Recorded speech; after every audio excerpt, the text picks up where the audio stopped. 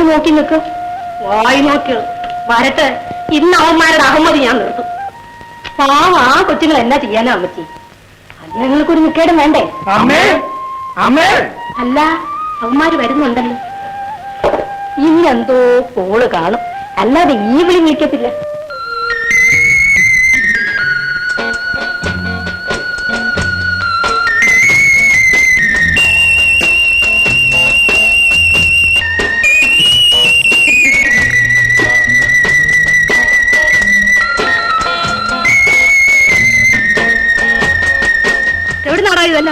യോഗം രാജയോഗം അടിച്ചമ്മേ. ഇന്നത്തെ കണി ഫസ്റ്റ് അമ്മേ. ഇനി നമുക്ക് ഇങ്ങോട്ടൊരു കയറ്റമാ. ശുക്രദശ എന്ന് പറയടാ അമ്മേ. ഇനി 15 ദിവസത്തേക്ക് മൂക്കുമുട്ടൻ ചാപ്പാട് ഓടിച്ച് ഞങ്ങൾ 3 പേരും ഇവിടെ കിടന്നുറങ്ങാൻ പോവാ. ഇതാ പണം 117 രൂപ. ബാക്കി ഞങ്ങൾ ചെലവാക്കി. എടാ അതെ, നീ 10 രൂപ അമ്മയ്ക്കോ കൊടുക്കണം. എടുക്കണം അമ്മേ. എടാ, ഇതൊക്കെ എവിടുന്നാണെന്ന് ഓടിച്ചതാ പിടിച്ചു പറിച്ചത്? അമ്മേ, എല്ലാം സംഭവാമി യുഗേ യുഗേ. വേറൊന്നും ചോദിച്ചേക്കരുത്.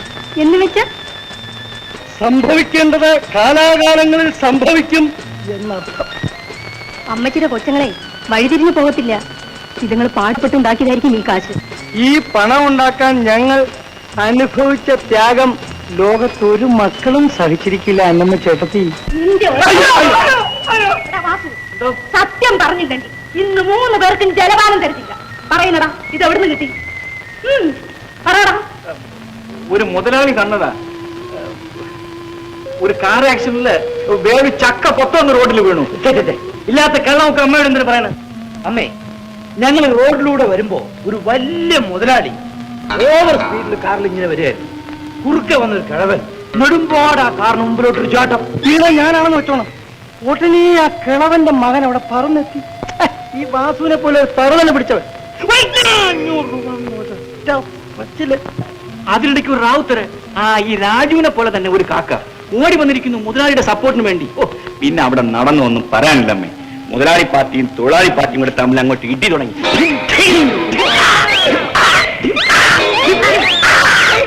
എന്റെ കർത്താവേ, നല്ല വെടിവെപ്പ് ലാത്തിചാർജ് വെച്ച് നടന്നു. ഒരു വഴക്കും കൂടാതെ കേസ് ഞങ്ങൾ രാജിയാക്കി. മുതലാളി സന്തോഷിച്ചൊരു 200 രൂപ തന്നു. വാങ്ങിക്കാതിരിക്കാൻ ഒക്കുമോ അമ്മച്ചി? മനസ്സോടെ തരുന്നത് വാങ്ങിക്കുന്നതിൽ എന്നാ തെറ്റ അമ്മച്ചി ഉള്ളത്? സത്യം ആരറിയുന്ന അന്നമ്മ ചേട്ടത്തി. ഞങ്ങളുടെ അമ്മച്ചിക്ക് പോലും ഈ കുഞ്ഞു മക്കളുടെ വലിയ സംശയമാണ്. സത്യത്തിൽ എന്റെ ജീവൻ പോലും പുല്ലുപോലെ വിചാരിച്ചാ ഞാൻ ആ കാറിന്റെ മുമ്പ് എടുത്ത് ചാടി. കാറിന്റെ മുമ്പ് എടുത്ത് ചാടി ആ മുതലാളിയെ രക്ഷിച്ചത്. അമ്മച്ചി നിങ്ങളെ പരീക്ഷിക്കാൻ പറഞ്ഞില്ലയോ? പട്ടിണി കിടന്നാലും വേറൊരുത്തന്റെ 4 കാശ് നമ്മൾ മോഹിക്കരുത്. മഹാപാപം ഞങ്ങളുടെ സ്വപ്നത്തിൽ പോലും മോഹിക്കത്തില്ല അമ്മച്ചി.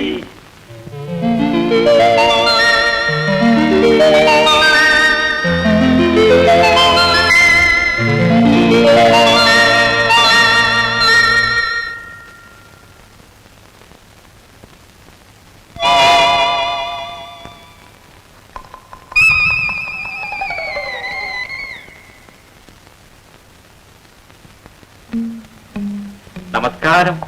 ആരാണ് ഇവരൊക്കെ അകത്തോട്ട് പറഞ്ഞു അയച്ചത്? എടാ, നേരം വെളുത്തിന് മുമ്പ് ഓരോരുത്തരും ജോലിക്കെന്ന് പറഞ്ഞു വരും. ഇല്ലെന്ന് പറഞ്ഞ് എനിക്ക് പറഞ്ഞു അയച്ചൂടെ? ഇദ്ദേഹമാണ് കണിച്ചകുളം MLA രാജശ്രീ പാലമൂടം. അയ്യോ, ക്ഷമിക്കണം, എനിക്ക് മനസ്സിലായില്ല. Cool drinks. മാത്രമല്ല, ഞാന് നേരിൽ കണ്ടിട്ടില്ല, പേര് കേട്ടിട്ടുള്ളതേ ഉള്ളൂ. ഉത്തരവ്. പലർക്കും ഈ MLA സാറിനെ നേരിട്ട് അറിഞ്ഞൂടാ. ഈ മാസം തോറും പാർട്ടി മാറുന്നതുകൊണ്ട് ആളുകൾക്ക് തന്നെ ഒരു കൺഫ്യൂഷനാണ്.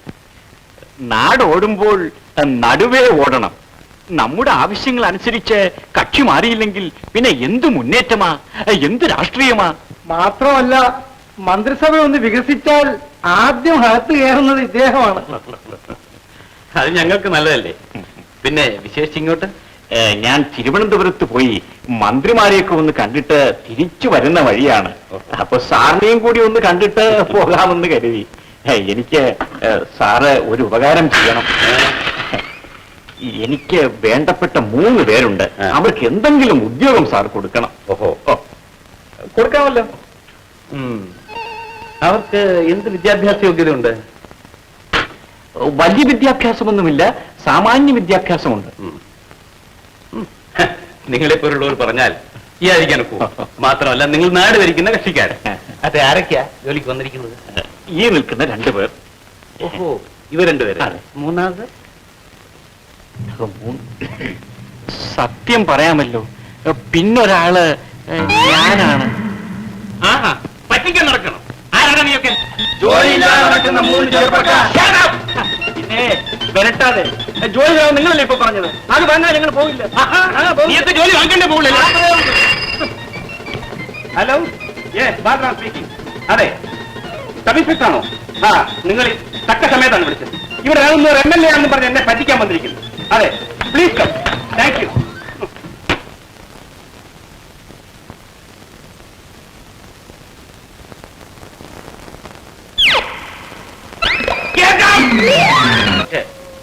ഇത്രയെല്ലാം വെച്ചുകൊണ്ട് ഞാൻ ഇനി എത്ര കാലം ജീവിക്കും? പറയൂ ഡോക്ടർ.